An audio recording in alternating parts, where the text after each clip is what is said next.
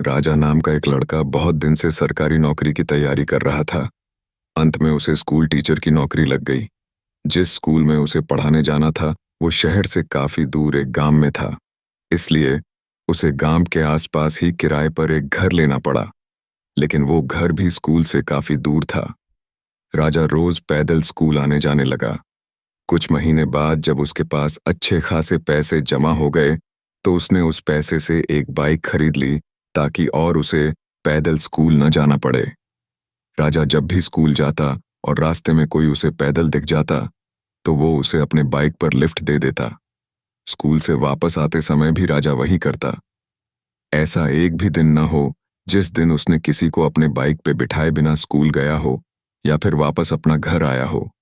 उससे जितना हो सकता वो सबकी मदद करने की कोशिश करता।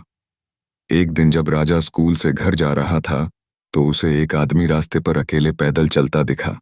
उसने रोज की तरह उस आदमी के पास जाकर बोला कि आप मेरे बाइक पर बैठ जाएंगे, मैं इसी रास्ते से जा रहा हूं, आपको आगे छोड़ दूंगा। वो आदमी खुशी खुशी बैठ गया।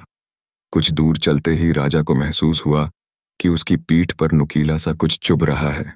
अचानक वो आदमी राजा से कहने लगा, गाड़ी साइड में लगाओ और पैदल घर चले जाओ। उस आदमी के पास एक बड़ा सा चाकू था।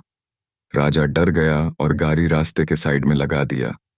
फिर वो आदमी बाइक लेकर चला गया और राजा भी अपने किस्मत को कोसते कोसते घर जाकर सो गया। राजा बहुत दुखी था और भगवान से बार बार ये कह रहा था कि मैंने तो सबकी मदद करना चाहा है, फिर मेरे साथ ऐसा क्यों हुआ।